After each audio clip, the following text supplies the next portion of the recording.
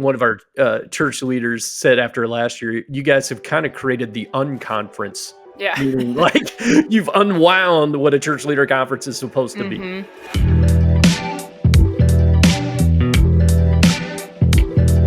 Well, hey everyone, welcome to a special episode of the Intentional Churches podcast. Normally on our podcast, we have conversations with church leaders that are just full of practical wisdom and insight into aligning your church back to the Great Commission. But today, I'll actually be interviewing Doug to give us a special peek behind the curtain at some exciting things coming soon at Intentional Churches. So, Doug, anything you want to add before we dive in? Number one, thank you, listeners, for being loyal to, and hopefully we continue to add value. And I think I would just say to our listeners, number one, if you've been to conference, thank you. We're in year 4, and we're continuing to build on the momentum and listen to your feedback because more than anything, we want this conference, the Intentional Churches Conference, to be your conference, the Church Leader Conference, not something that's all about promotion of anything else other than how do we lead practically in the modern church. And if you're new to the conference and considering coming, yeah, I think we're going to dive into it a little bit, but I think you'll find it a unique offering, hopefully from other church conferences you've been to. So, Yeah, that's great. Doug, why don't you just explain a little bit, like, what is IC becoming right now? Like, how would you describe kind of this new movement for IC? yeah, I think at conference, again, you're going to hear more about this, especially with some of the exciting new tools and coming on board. But I think for our listeners, understanding that IC is seeing ourselves, I'm going to use an analogy, and you may hear it again at conference because I think it's such a great analogy. The intentional churches community, this group of churches that are implementing at whatever level, or maybe just exploring these concepts around intentional churches and becoming an intentional church or continuing to be an intentional church. I think that at the core of that, we see this as IC becoming you, the church leaders thing. Like we're literally, it's not an organization of intentional churches to the listener. It is a group of church leaders who've linked arms together because we all believe that we're better together. And then the institution or organizational of IC becomes a trellis, so to speak, on which the vines of that collaborative networking within a set of frameworks can occur. And we believe deeply, I believe deeply, that out of that comes, like we've heard many, many times in this podcast, incredible innovation where we're not chasing silver bullets or the latest, greatest thing, where we're actually resting in. Yes, if you're in this community, there are times where you'll consume, oh, that's a great idea. We can take it and be this. But also, the ask of this community is that you become a creator or contributor and that you're helping other church leaders like we've done and we've talked about. We've done these meetups. I was just recently in Louisville, Kentucky with a meetup with some church leaders, and then Bloomington, Indiana.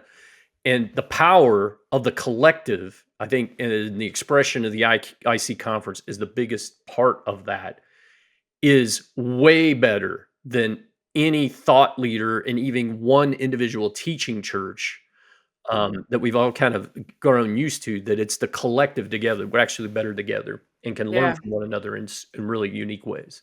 that's helpful. Maybe just offer a couple highlights from last year's conference for you, Doug. Like what's standing out to you? You're thinking about the upcoming conference, but what would you point back to as highlights from last year?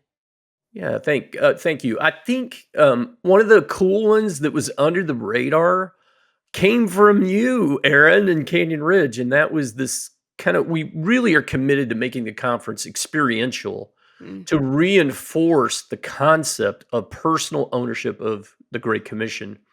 And so we did this grand coffee making experiment that by the time the conference is over had kind of rippled through the conference, even if you didn't drink coffee, where you were taught how to make coffee. And that gave you time then to have a conversation to get to know someone because you're making the coffee manually. And then being able to give that gift of those presses. And I've heard story after story of churches using this to help their people see, hey, if you own the Great Commission, it's kind of like this of how something could spread. That'd be one highlight. Of course, everybody enjoyed, and I did too, the One Aware panel, which was For those of you who weren't there, it was the interviewing of a panel of non-Christians from the Orlando area. That's where we were last year. Most of them, I think they were all under 35, for sure under 40.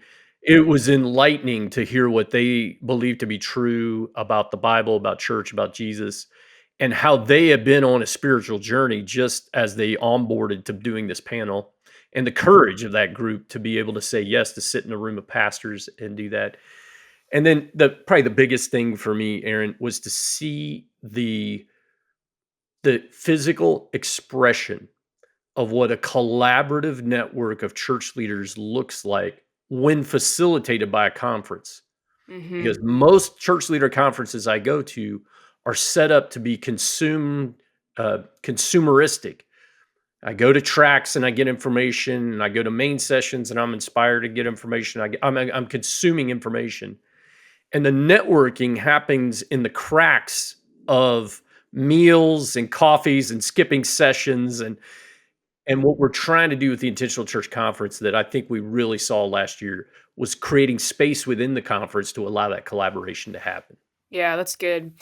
Is there anything else you want to say about what makes this conference different from others? You've alluded to a few things, but is there anything else you want to add on, like, why is this conference stand out from others?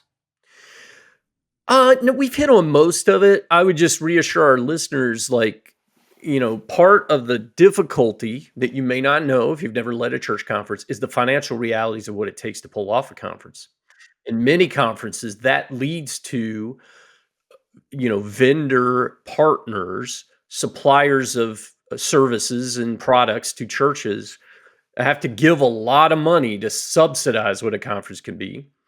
And then, what tends to happen then is if you're giving more and more money and it requires more and more money, then you're wanting a stage or an ability to speak to. And so, they may become content and workshops, and all these are good. I'm not slamming this model. The other side of this is in a lot of church leader conferences, it is the bigger name.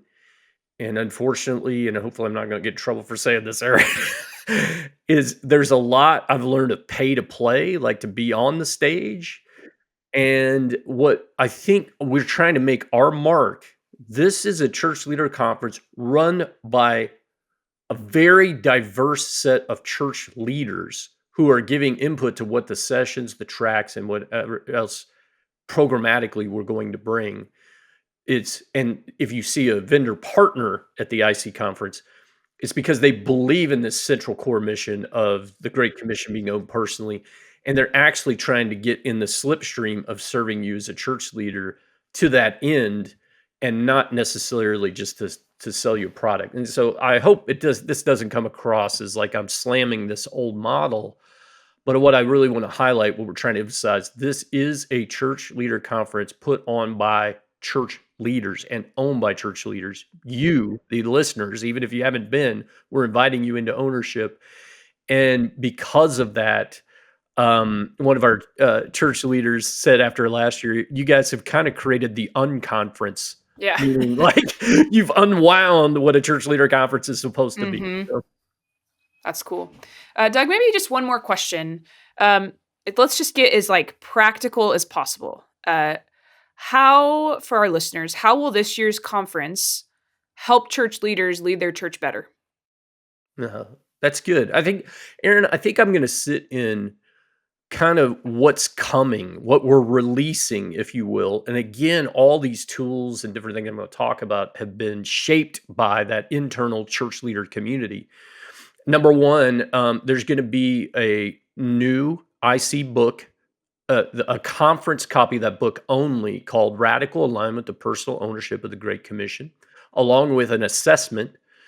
And what we're inviting the conference crowd to do is to take that and be a part of a group that shapes the final production of that book and assessment for release to the general church population in the fall.